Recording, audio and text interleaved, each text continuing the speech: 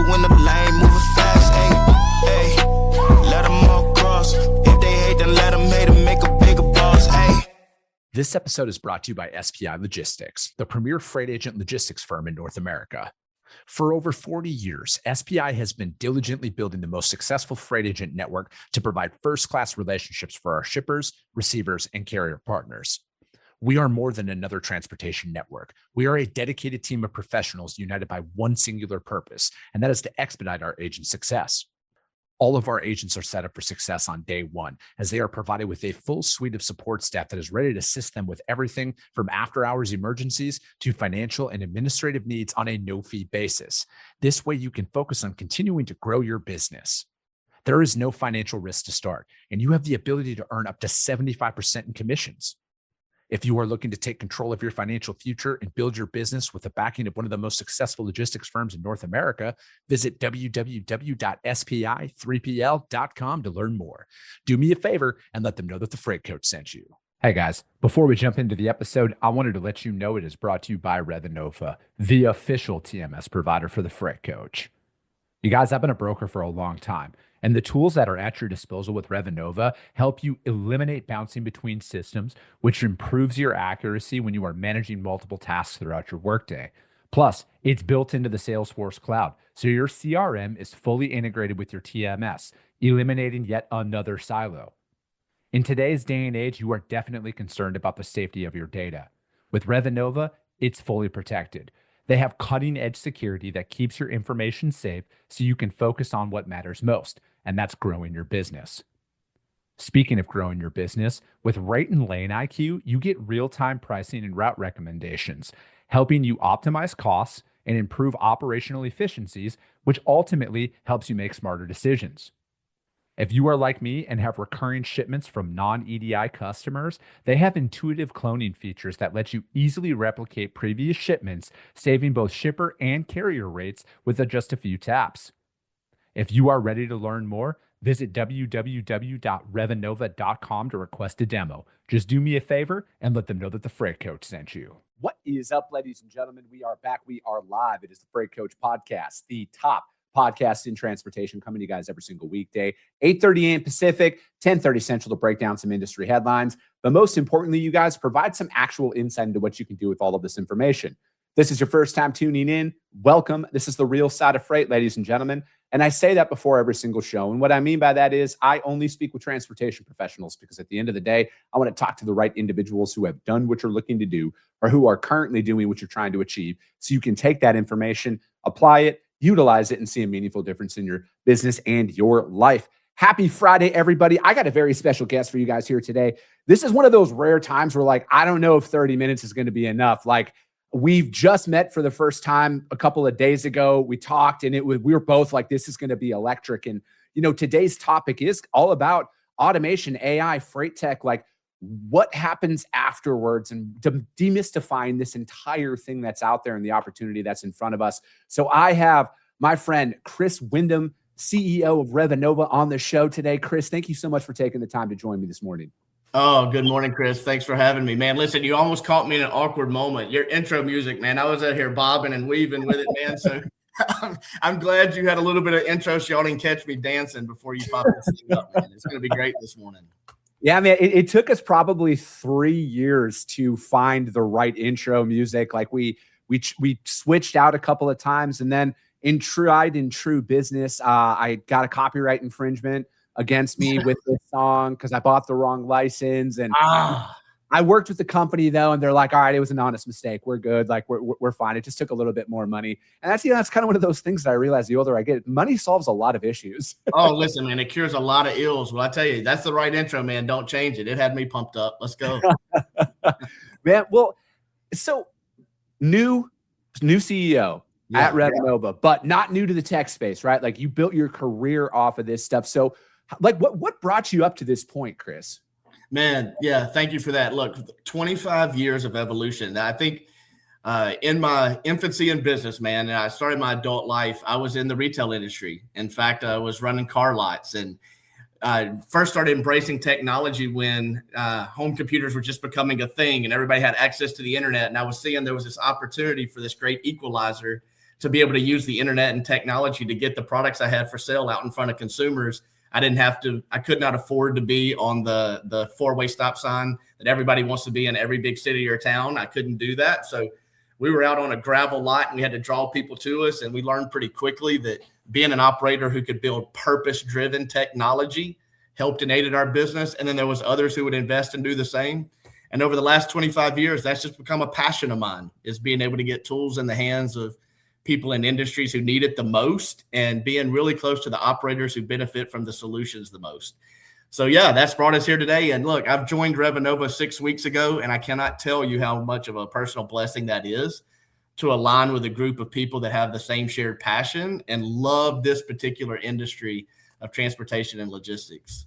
You know, it's one of those, for me personally, like, you know, transportation is a family affair for me, right? Like my family's been in trucking for almost 100 years now. And I know that is the stickiness factor that draws a lot of people into this industry and keeps them in it. But, you know, I look at with where, you know, things are right now with technology and the opportunities, like, you know, talking about the great equalizer that's out there.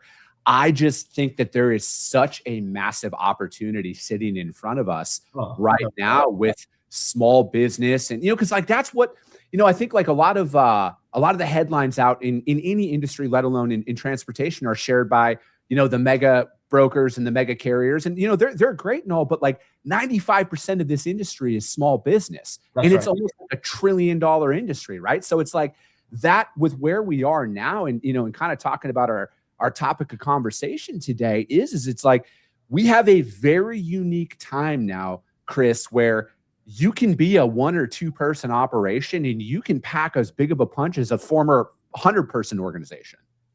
Absolutely. No doubt. Could not agree with you more. So let's talk about all spectrums of that, right? Yeah. If you are one of those large freight companies, you know, many people under your employ a mega center, that's phenomenal. There's a need for that.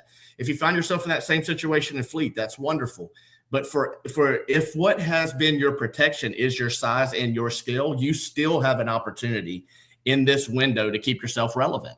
You still have an opportunity in this environment by properly utilizing technology to continue your businesses going forward. But for those who are on the scale of the 95% that are really making this thing tick, that are really pushing it forward, you've got an opportunity or a window to really maximize in a margin compressed environment. We know that's the reality, to make yourself markedly more efficient, to make yourself being able to invest the quality time of your greatest asset, which is your employees, not on the mundane things that are simply maintaining your business, but the really life-giving things that grow it, like customer relationship and being able to have direct communication and conversation for those that you are trying to get more and more business from. Man, this technology is going to allow for that. An acceptance of it, you're going to accelerate. A rejection of it, there's a real risk for attrition, because you called out that there's a window of opportunity, but we're really not at the beginning of it. That window is wide open and it will shut behind us quickly if we don't evolve. Yeah, I look at where things are as a whole right now, and I think the desire for everybody to move their goods faster, cheaper, more efficient is only going to increase, right? And I look at it where it's like, I mean, profit margins are slim in most industries, but if you know, we're sitting here talking about trucking and it's like in brokerage, you know, the average is like 15% out there. I look at where things are going. I don't know if that's going to be the reality for much longer. I think it's going to be sub 10. And again, like this is directly affecting my business, but I'm trying to look downstream here a little bit. But I think with what you will see is that you're going to be able to make that up and like not needing as many people to do that job anymore, right? Where it used to take 5 to 7 people to do a task, you're going to be able to get it done with 2 now. So it's like, I think it's going to offset at some capacity. And again, like, and this is why I think like the smaller operations and the mid-size operations that are out here, you have I think small businesses have the upper hand here, Chris, and they don't even realize it, because like, you can grow and scale, and now you can do more with your current headcount, right? Where it's like you can increase your profit margins, you can build that war chest of capital and all of that. Yeah, so I think you bring up things that really in my mind triggers 2 thoughts. One, sometimes there is a fear to adopt or embrace technology, AI, automation, because like you said, you're going to become more efficient. And what 7 people once did now becomes 2. There's this fear that means now 5 people are now unemployed. Mm-hmm. But that's truly not the case. What it is you're freeing up the time, effort, and energy, the passions of those 5 people to be reinvested back into your business, not in the mundane task of maintaining it, right? Not in the paper pushing, not in the manual entry, not in the just human in the loop that is requiring look, time is limited. It's finite, right?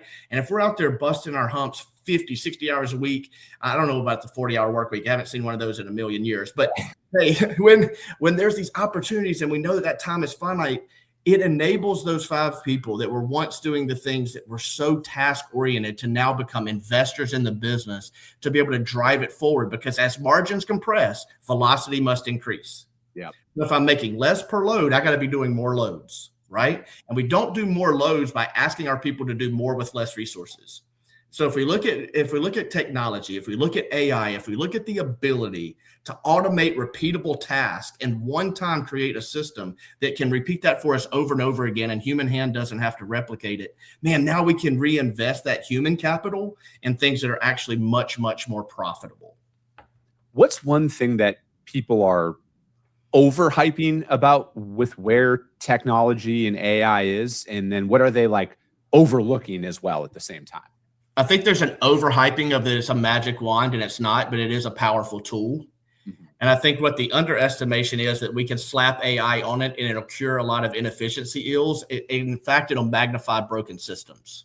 Mm-hmm. So I think for all of us, it forces us to look at the evergreen principles of what's a good business structure, what it actually makes for a scalable business, and then allowing that AI to perpetuate that for us, allowing those tools to automate those things for us. But it doesn't give us a free pass on inefficiencies or ill-ran or ill-equipped businesses. It's not a cure-all, but it is a great magnifier of the good we do. And it's a great accelerator once we really hone in our processes to be really efficient, and it's supportive of it. Chris, do you think that this is going to be a net benefit overall in the long run for companies? Because like that, like I look at it with automation, and you brought up processes. As somebody who's building a company from scratch, I have openly talked about the hardest part about business to me is system development, because you don't know if it's going to work in 90 days, right? Like everything sounds great in a controlled boardroom with whiteboard sessions, and we're going to get so many customers from it. But then the application of it takes time to really rear itself. Do you think that this is going to?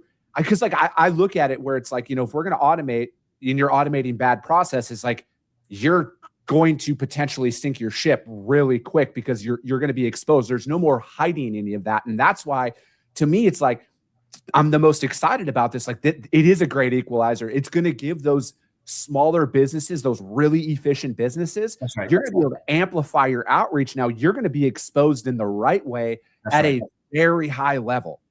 100%.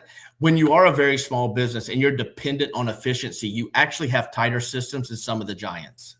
Mm-hmm. And man, the replication of that, the velocity of that, an extra X number of loads that you're able to win because you now have technology that's pushing forward all the things you've already learned, man, that's a competitive advantage. Yep. Size can be a protector, but it can also be a target.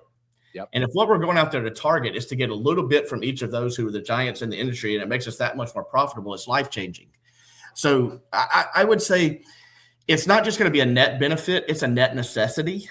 The rejection of it is going to lead to an attrition that might be slow or it might be rapid. So it's necessary that all businesses, regardless of their size and scale, start to adopt, start to embrace. You and I talked on Tuesday, kind of in our run-up, just 2 guys sitting around a table chatting, right? Which was a blessing, by the way. I've thought so much about that conversation.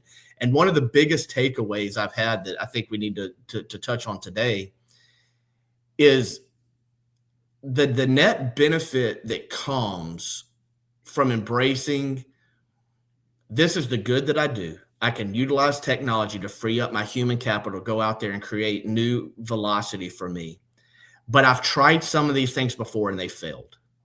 or we've stepped our toe into it before, and man, the change management was so intense that we didn't get the return on the investment quickly enough and we abandoned ship.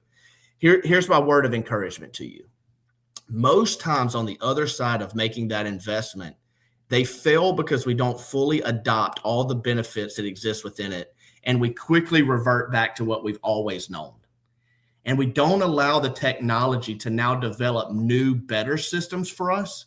We try to force the technology to support the systems that we've long wished we can improve on, even if it's to 1 degree and in some cases 10 degrees. So, you asked me the question of why sometimes is the ROI not directly measurable, or why sometimes is the pain management not worth it to make this transition in my business is something that in my head and heart, I know I need to do, but there may be a little bit of a fear factor and there may be former past scars. I talk to my team about that a ton, and that's why the human in the loop will never go away. I've got a team of people who have unbelievable software at their disposal that can truly impact freight brokers, can truly impact fleet operators, can truly impact this industry. They know that and believe it to their core. But if I just give you that technology and say, hey, go make the best of it on your own, it'll sit there on the shelf underutilized and you'll never know how to take advantage of it. You need people like those that I employ to say, here's how you use this best from a consultative standpoint to the betterment of your business. And that's the responsibility that we have to the industry. We don't do that perfectly, but we seek to do it well. And I think if you're an owner operator wondering how might you use technology to improve your freight company, know that it's your obligation and responsibility as a caregiver of the business to provide an environment to where you'll embrace the technology, but then resource it in a way that we all know how to understand the tool until we master it. Yeah. There's a lot to unpack with what you're talking about there, because I think like that ultimately it's the fear of the unknown, Chris, that stops most people from implementing technology. And they, a lot of people, they've been working with the same customers for 15 years now. They've built their business up to where they want it to be, right? Like maybe they want to go a little bit bigger, but like ultimately they got it where they want to be. And I think at times you're like the fear of the unknown is what's stopping people. And I think that's what AI has done for most people right now, right? Because I think like if you go back in history, you look at the Industrial Revolution, the automobile, everything that was developed, there was a point in time where the entire workforce leading up to that point was kind of like where we are right now in yes, AI's here, but we're still kind of at a pre-AI phase. Nobody's seen downstream about what could happen after the implementation of it. And I think a lot of people who are working with the same customers or working with the same carriers, they don't think it's going to come down to their desk. And again, I don't like to fear monger, but I'm like, I think it's going to be here a lot faster than most people think. And, it's like choosing the right tech partners who are open and honest about where things are is, I think, the biggest net positive you can do for your business, because there's a lot of marketing dollars that are thrown out there right now in the freight tech world. And there's a lot of stuff that's being promised out there. And again, I'm not here to say it's true or untrue, but I'm just here to say, like, you have to understand with where things are going to be, and it's going to come a lot quicker than you want. Unfortunately, I think like what could happen in the next 12 months is going to like utterly shock people.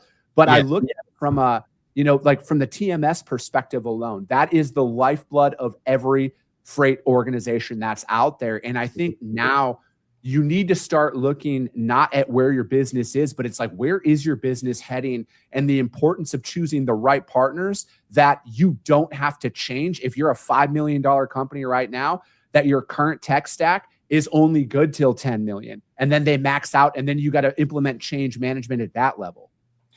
Great point. So let me tell you what our responsibility is as a TMS provider, right? Look, we're not jumping on and doing sales presentations and demos here. I'm just talking to you about what is our responsibility to this industry. Our responsibility, one, is to look internally and not be hypocrites. Your business is moving really fast, and you need us to be able to provide tools to you in a way that you maximize the opportunity and the improvements that they can make if we can get them in your hands in a reasonable amount of time. So one of the things that's our responsibility, and I'm challenging our team, and in my early days here, really taking a deep dive look into is, if you have a request that once we can implement it within your software, that it's going to revolutionize your business, or it's going to eliminate a long-standing pain point for you, and it takes us a year and a half to get it to you, that's sustained pain that you have to feel because we're not fully utilizing technology ourselves to be able to deliver it in a much quicker way. So what we do is we look in the mirror and say, how do we use these same things that we preach and know are good for the freight industry? How is it good for us as a TMS provider? So we're taking really tangible steps to streamline our processes. The way that we develop technology, the way that we QA that technology prior to putting it into your hands, the way that we deploy it and disseminate its benefits so everybody fully knows and understands how to use it. We're taking a very sobering look on how we can do that better, but we wake up every morning and go to bed every night with that as being our mission statement, is how do we make sure we get the proper tools in your hands to be able to grow your businesses and get them to you in a measured but urgent way so you get the maximum amount of benefit. So we have to ask ourselves the same questions that you have to ask yourselves. And for us, I love the fact that I've got so many industry experts, third generation people that I talk with virtually that are Revenovans, and I get to walk the halls with when I'm up in Chicago. Man, they love this industry. They love technology, but they love the benefits of it. And they recognize that it's gotten us to a really sweet spot today to be industry trusted, but we have a responsibility to be future-proofing your businesses by making sure that we deliver the things that you need in a timely way, in a more efficient way, so we're not hypocrites. In fact, we're adopters of the very things that we're preaching. We haven't always done that perfectly, but we're doing it voraciously right now and looking to see how can we continue to improve in that way. So I don't want anybody to think that we sit on this pedestal of perfection and we're preaching down to you saying, hey, you need to do this or else. We're saying we're evolving with you rapidly. Yeah. And honestly, the barrier of entry as a TMS provider is far greater than the barrier of entry as it is for a freight carrier, right? So if anybody could sit back and rest on their laurels, we could, and we are absolutely not, because it would be the detriment to our business and it would be the detriment to those that we serve, our customers. So I think that we have a shared responsibility in it. So, man, I don't want this to be a long-winded response, but I was at the Mid-Atlantic Truck Show this week. Man, what a wonderful opportunity to see all these family businesses that have sustained generationally and even thrived generationally doing people's work in just such a caring and just fruitful way. I mean, I've just been so blessed by those that I've met in the industry. But every one of them, regardless of their size and scale, I've looked them in the face and shook their hand and say, I'll make two promises to you. One, our yes will be yes and our no will be no. If we fully understand how to embrace this, we're going to tell you we do, and here's our recommendation how. And if we don't believe we should embrace it or we don't fully understand it, we're going to tell you that, and we'll go down that journey together, right? So that's our responsibility. And then the second is, I personally may be the least equipped to be able to help you, but I'm the most equipped to be able to get you the help you need. So as a TMS provider, it's my responsibility to make sure that the people that we employ, as we utilize this technology and I buy back some of their time, that I get and allow them to reinvest it in the face of our customers to serve them better, not to replace them. It's to augment them, not to replace them. How are you guys as a technology company right now, Chris? How are you guys balancing like product development, product enhancements, and kind of seeing, like the old Wayne Gretzky thing is I saw where the puck was going. Yes. How are you guys doing that and really balancing that out? Because I think like that's got to be a massive hurdle for a lot of tech companies out there is with the rapid pace of adoption and development and everything that goes on out there. Yep. How do you sit there and rest on the fact that what you're developing now is going to be relevant by the time it's ready to be released? Great question. So if we could talk about that all day. So listen, SaaS, so software as a service, has been the great differentiator, right? It's been the explosion. But now SaaS has this challenger out there called AI native. Yeah. So we're looking at AI native solutions within this great infrastructure, this great customer base that we already have and its utilization. So out ahead of us is that we're going to need to be able to deliver innovation quicker. We're going to need to be able to put innovations out into the market more scalable, easier to use.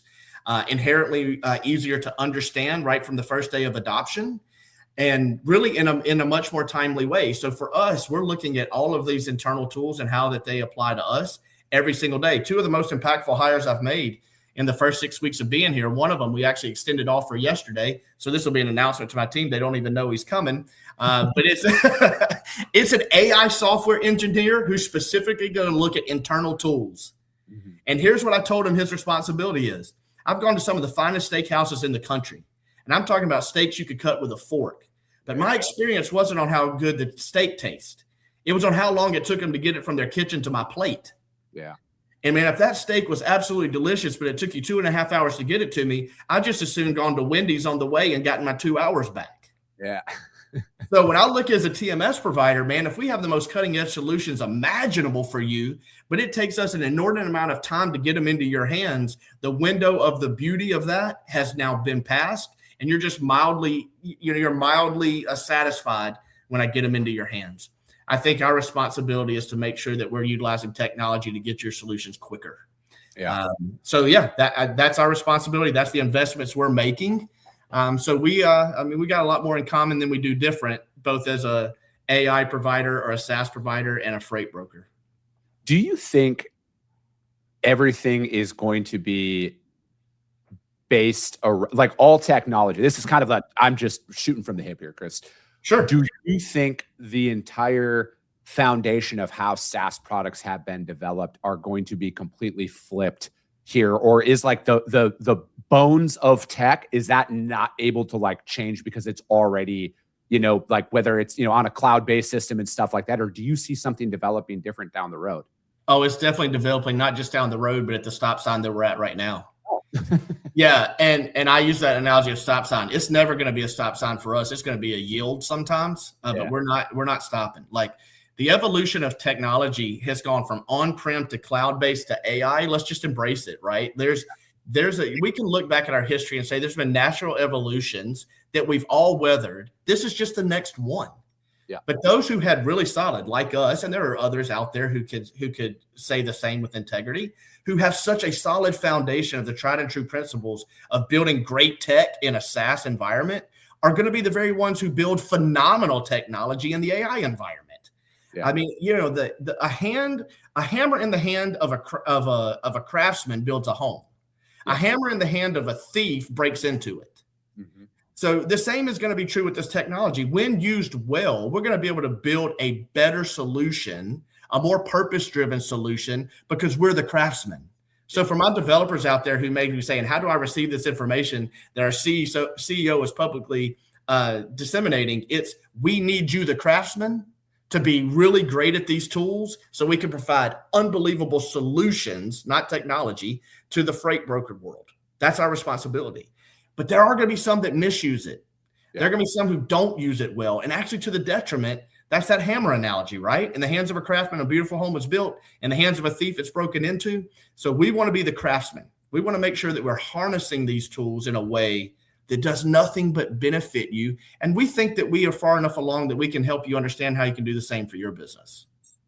Yeah. I look at with where things are and like tools at your disposal right now. For me personally, it's like, I look at it just like riding a bike when it comes down to AI and like actually starting to use it inside of your business. And I think like we're in a good spot with, depending on if you use Microsoft Office for your email or G Suites or something like that, they all have native AI tools that are in there. And you can start, I would advise everybody just to start toying around with that to build some familiarity, because that literally takes it off the pedestal that simple-minded folks like myself, when you're presented with technology, you're like, whoa, what does this even mean? Because there's a bunch of analogies that are thrown at you. And then I think most people push it off because they're like, I don't even know what does that word even mean?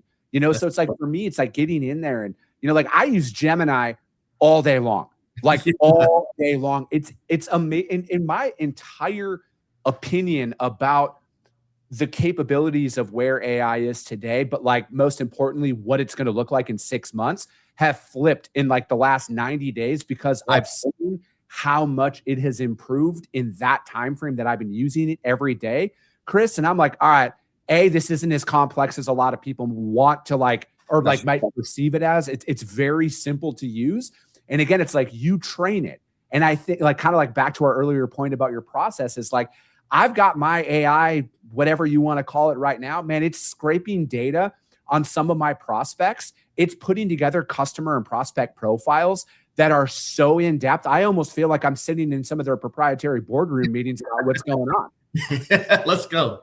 Yeah. Listen, there's constraints that technology has always had. You know, how many times have you taken technology and said, man, if I could have talked to the person who built this for mass usage, because there's the nuances that make it so special to me. You know, we've been able to do that because of the platform we're in. It's so configurable that we've been able to address those nuances. AI is going to make it even easier to address the nuances that exist within your business. If we're 90% the same, but 10% nuanced, and the 10% nuance is our secret to the sauce, you don't have to change your recipe. This is going to help you. And man, listen, I know we're running out of time here. I think one of the most beautiful things is we want to talk really practically with people about how to put it into their businesses. That's better had in one-on-one conversation than in mass. But if you invite me back, Chris, I think there's something really compelling that we could do in a follow-up. Yeah. I thought you were already coming back. Let's go, man. Thank you. Listen, no doubt in my mind. Let's do this. How do you profit in a rebound? I want to end with this, man. This is an industry that's been really suppressed for the last 2 or 3 years, and you've had to be grittier than ever to maintain. There's a rebound that's happening, and that's not just a feeling. It's not just anecdotal. It's empirical. It may not be a sharp and to the right rebound, but there is a J-curve rebound that is happening. We've hit bottom, and we're bouncing back as an industry. That window of opportunity, there's some really special opportunities to be more profitable in that upswing.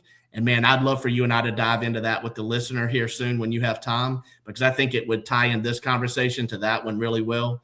So appreciate the grit, appreciate the grind. The rebound's coming. No, we're doing that, man. I like that a lot. And I think that's going to be a great segue for us to talk about again. It's like, hey, how do we maximize all those tools? But how does anybody reach out to you, Chris? If they want to find out more about you or what you got going on at Revenova, how do they reach out? Yeah, please. So you can go to revenova.com and all of our contact information is available there. You can reach out directly to me on LinkedIn if you choose. Look, we're a sponsor of this podcast because we love the work that you're doing. Revenova, we want to be easy to get a hold of, and there's a ton of people who stand on the ready to be able to help you. I'd love to hear from you directly. Teach me the things I don't know. Fill in my blind spots so I can be a better steward of the way that we serve you. But I've got a lot of people much further along in this industry than I am back home that they stand on the ready right now today. Perfect. Chris, I appreciate that. If you guys can't find Revenova out there for whatever reason, you guys know, hit me up. I will gladly put you guys in direct contact with them. But that is going to be it for today, ladies and gentlemen. As always, if you got value in what you heard and you're not subscribed, subscribe to the show, you guys. And if you're feeling ambitious, rank that show on iTunes and Spotify, because if you see value, your network's going to see it as well. I appreciate you guys. I love you guys. And we'll be talking to you soon. Came back with a bang, window down, yelling out money, anything. Hey, ooh, got the foot on the gas, pedal to the metal when I'm getting to the bag.